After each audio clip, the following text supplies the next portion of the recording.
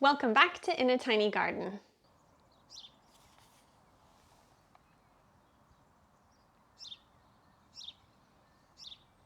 This week, I'm mostly going to be out at the allotment and we're planting out kind of the rest of the main crops. So we're planting out the sweet corn, courgette, beans, cucumber, and I'm definitely missing one. Well, you'll have to watch and find out. I hope you enjoy the episode. So I'm just clearing another bed here, which has some bolted chard. This one's a lovely flamingo one. And then, unfortunately, I need the space to grow sweet corn and squash, but I wanted to let this parsnip go to seed to collect the seeds, but I'm gonna need the space. So it's just started flowering, so it's a bit of a shame, but never mind. This is gonna come out. And I'm wearing gloves because the leaves from parsnip can give you a bit of a rash if you don't. So yeah.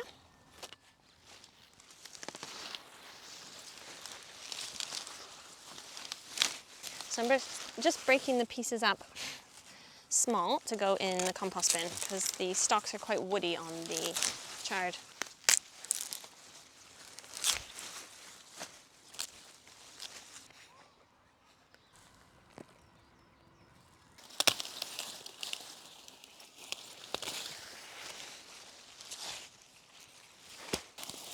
This is going to be fun to get out of the ground. So it took a spade to get it out, but this was the parsnip. It's got its own little ecosystem going on in here.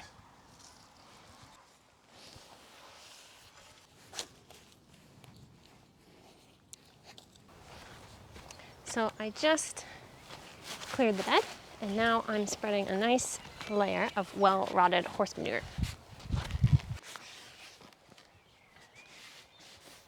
So I'm now going to plant out the sweet corn.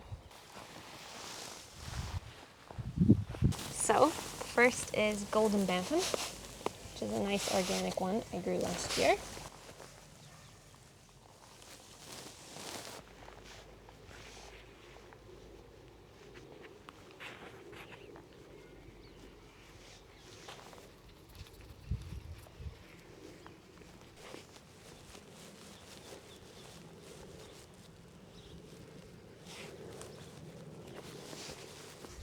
So some of the seedlings I planted 2 in each hole, and some of them I didn't thin early enough. And this is a really good example. So some of them, the small ones I've just left that were coupled with these bigger ones. Anyway, these 2 look really good, and I'm gonna just try and grow them both together. So I'm not gonna try and separate this, we'll just see how they do. So that's the golden bantam going in.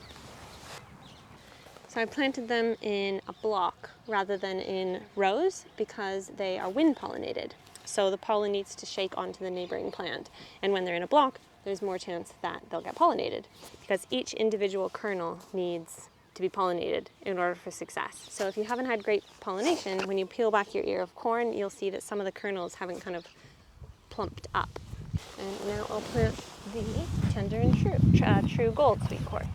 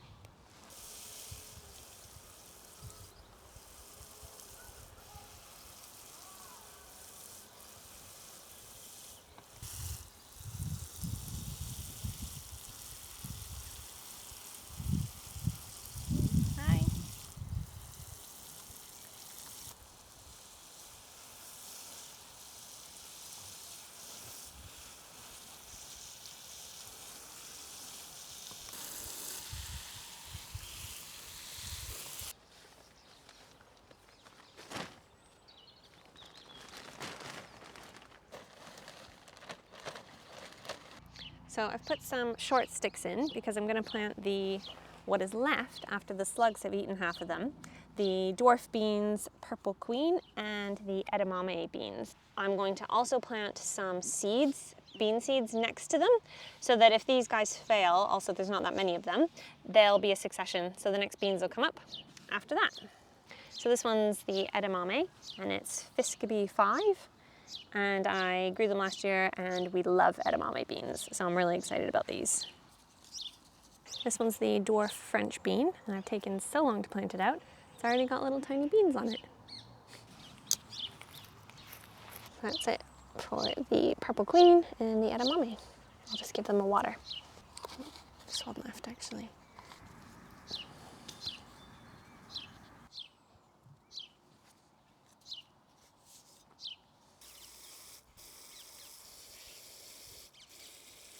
So I was just doing some watering of the newly planted lettuce, and these are some ladybird eggs, I believe. They look like a really much smaller version of cabbage white fly eggs. So I'm planting 2 beans.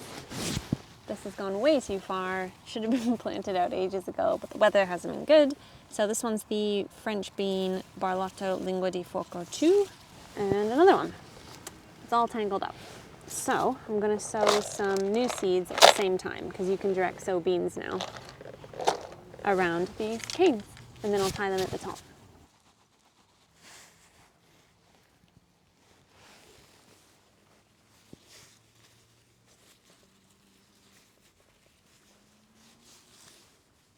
Most things twist, most climbers twist counterclockwise, so I can help it along by twisting it counterclockwise.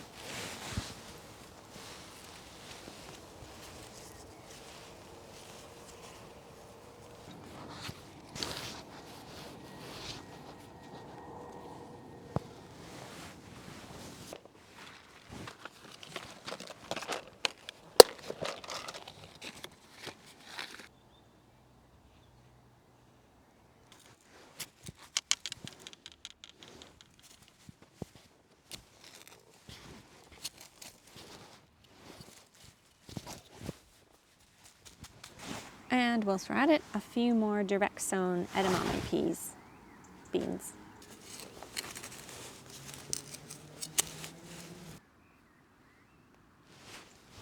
And thin to the strongest one. I love edamame. I'm planting out the Luffa next. Now, I've failed every other year to grow these, so this is the closest as I've come, but they have gotten a bit of red spider mite at home, and they are being loved by the aphids at the moment. So we'll see, but I'm gonna plant it not in the prime position, next to the grass path and against this pole to grow up. And I've just put some compost down.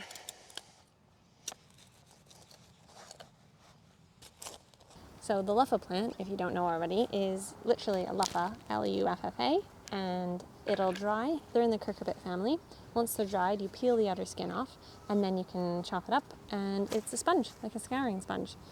And yeah, they grow on vines just like this. Give it a good water.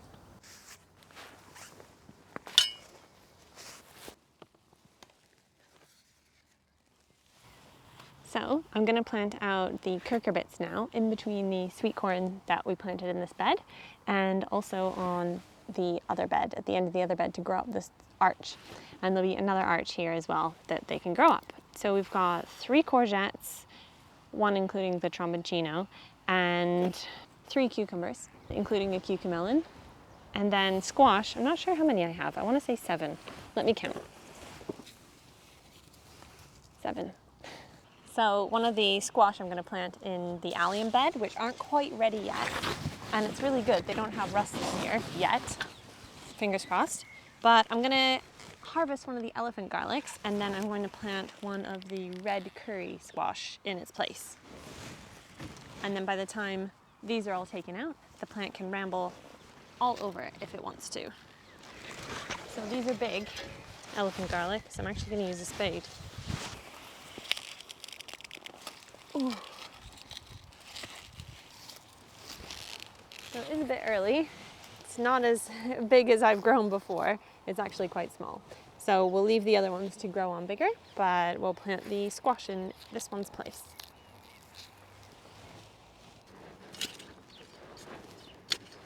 So I've just made a hole a little bit bigger than the pot, and then I'm going to put in a handful of well-rotted compost. Here comes red curry.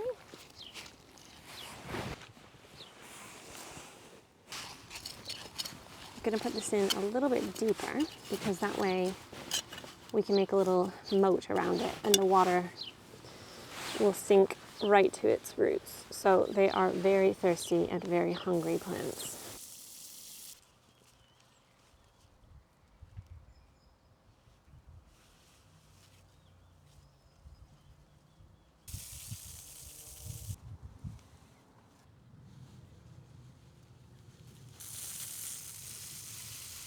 So that one was Uchiki curry, and it's going to grow up an arch that'll be here.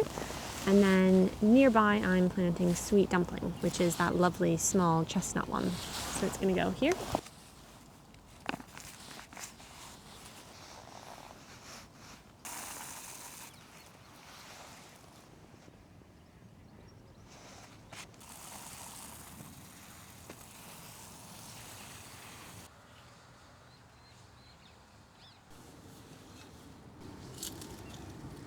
This one's Oregon Homestead, and it's a new one from Vital Seeds. New one for me.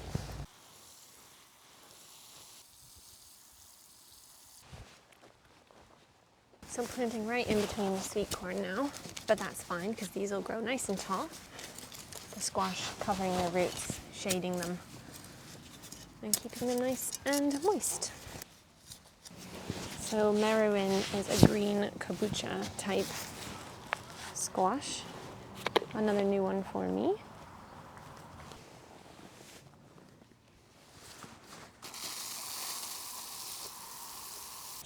And then this one is Crown Prince, which I've grown every year. Last year was terrible, I had one. And this year the plant already looks better. I used a different compost this time for seed sowing. And it's already got 1, 2, 3, 4, 5, 6, loads of flowers on it. Flowers. So hopefully it'll be a good one. Determined to have a good squash year this year. So Crown Prince is a beautiful blue color with really orange flesh, and it tastes delicious. Almost a bit like melony, like a melon. It's really, really tasty.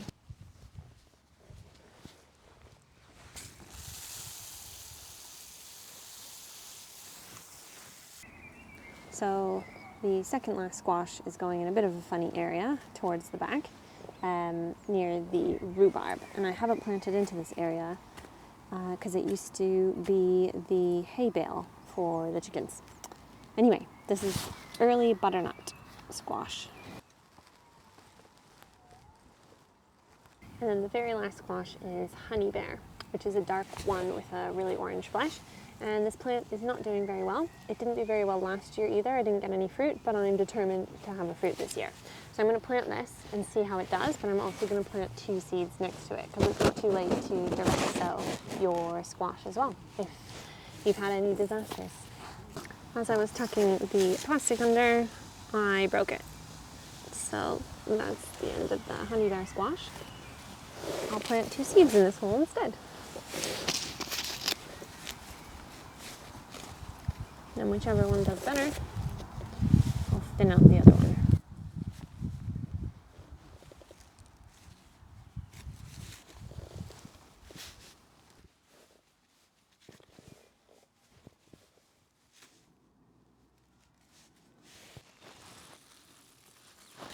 So now I am planting the first of the courgettes. This one's a Zephyr. And whilst I was digging my hole, I found some lovely blue and white porcelain. It's quite a big chunk. This is already flowering, you can see. I'm planting it quite close to the path, which is risky because there's tons of couch grass and bindweed. Hopefully it'll shade out the weeds a bit. I've had a compost bag in this spot for a while, so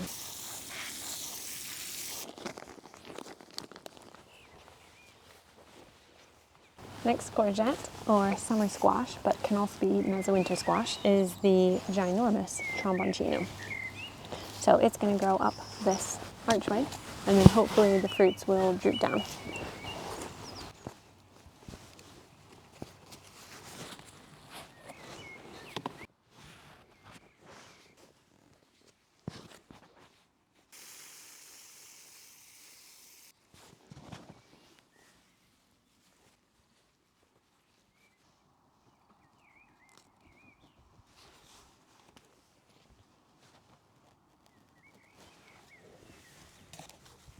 And then the last courgette going in is al fresco.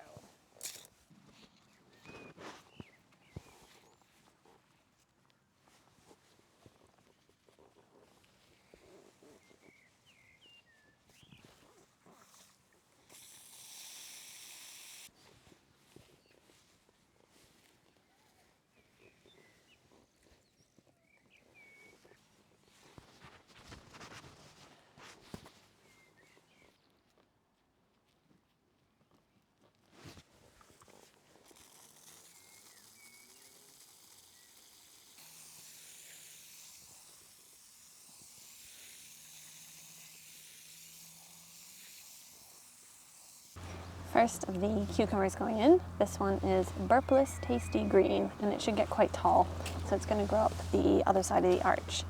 It's too close to the luffa, which is same family, but oh well, it's going in.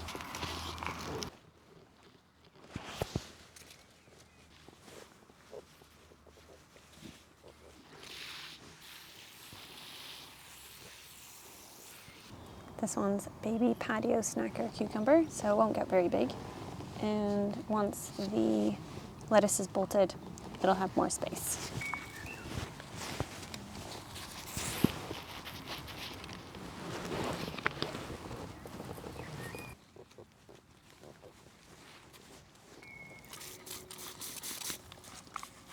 So this is my final cucumber going in, and it's cucamelon, which produce these adorable little round cucamelons that kind of look like watermelons, and they're great, but I haven't had success for a few years, so I'm giving this another go.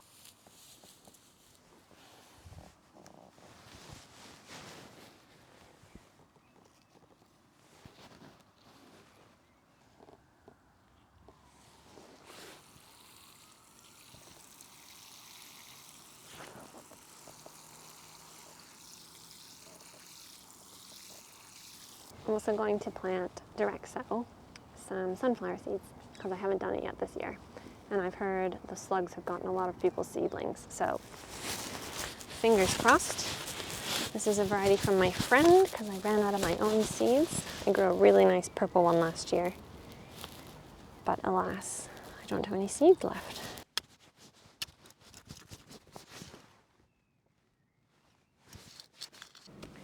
So I came back the other day and I supported the peas with more string, and I missed a spot, so I need to do another string in between because these are starting to encroach. And excitingly, we've got yellow mange too ready to harvest.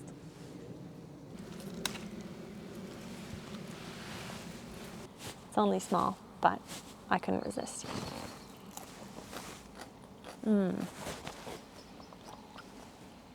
First pea of the season. So I hope you enjoyed that episode. That was kind of the bulk of things planted out now, which is great, but there's still lots to do in terms of harvesting, which is a lovely task, and watering, because it's been really, really sunny and dry. So keeping on top of watering for those newly planted vegetables is really, really key.